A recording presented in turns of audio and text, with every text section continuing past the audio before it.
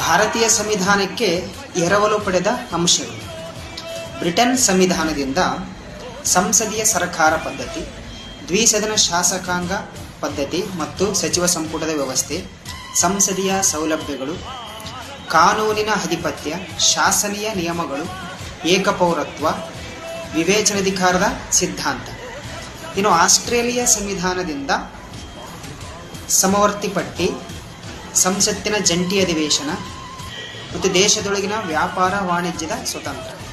ಇನ್ನು ಸೋವಿಯತ್ ಸಂವಿಧಾನದಿಂದ ಪಂಚವಾರ್ಷಿಕ ಯೋಜನೆಗಳು, ಮೂಲಭೂತ ಕರ್ತವ್ಯಗಳು.